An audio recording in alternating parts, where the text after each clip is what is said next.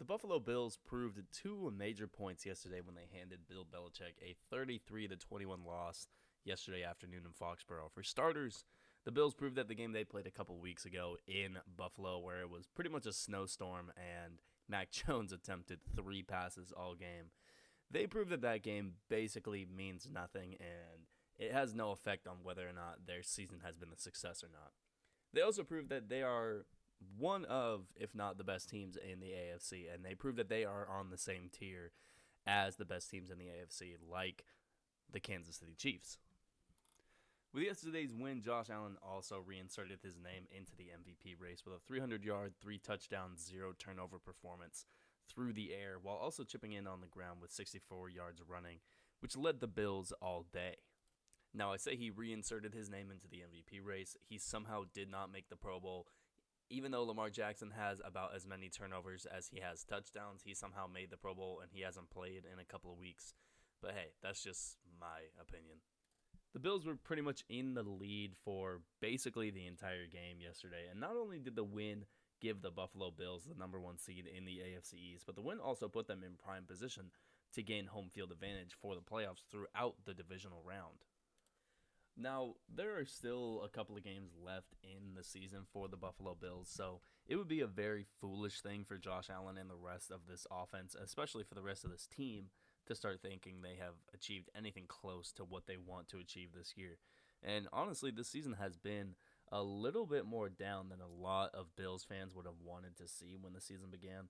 And they still have to figure out a healthy way to incorporate Devin Singletary and Zach Moss into the fold while they still have time this season.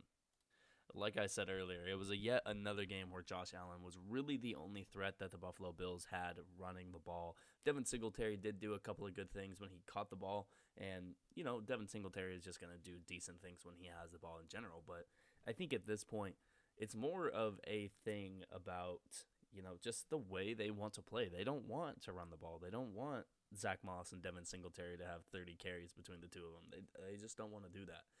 And, while a lot of people don't think it can work, the Buffalo Bills obviously are proving that they can beat a lot of teams with the way they play. And I don't think they really need to change. I think they just need to be a little bit more healthy and get a little bit more healthy yards when they do decide to, keep the ball on the ground.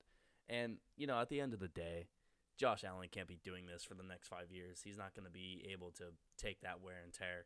We've seen every single quarterback in NFL history who's tried to do that, and it just does not end up working out. And especially when you consider Josh Allen isn't the kind of quarterback, the kind of athletic quarterback that we're used to seeing. He's not the kind of guy like a Lamar Jackson, like a Mike Vick, like, a lot of athletic quarterbacks, Robert Griffin III, that we've seen before, where it's pretty much just the fact of pure speed that Josh Allen is using to get past these defenders.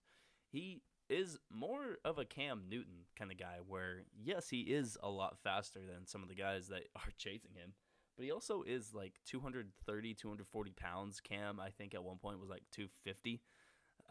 He uses his size a lot, and he uses his body to hit other guys out of the way when he's trying to get those rushing yards. And like Cam Newton, there's a really good chance that Josh Allen ends up getting hurt playing that way. I hope it doesn't happen, but I'm just saying it's not going to be a healthy way for Josh Allen to continue his career. Now, getting back to the two games that Buffalo has this season, it's actually really good that they've got these last two games because it's against the Atlanta Falcons and it's against the New York Jets.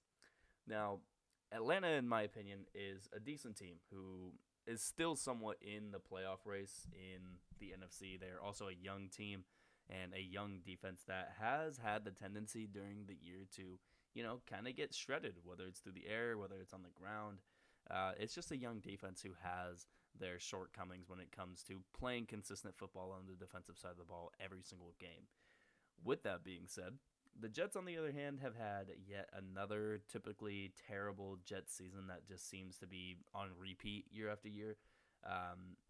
Even though they have a young kid in Zach Wilson, they've got some guys on the offensive side of the ball, especially with that offensive line. The defense is not the defense is not above average. I'll just say that. So these two games should be a really good opportunity for the Buffalo Bills to use as a tune-up period for all three phases of their game. Now, if Buffalo does what they are supposed to do against New York and against Atlanta in these next 2 weeks, then they'll be sitting at a 11-6 record, which, again, not really where anyone saw them at the beginning of the year. And there's a chance that the Bills will be number 2 seed in the conference and host the first 2 games of the playoffs. And if someone can knock off whoever is the number 1 seed in that divisional round of the playoffs, more than likely it's going to be Kansas City with that number 1 seed.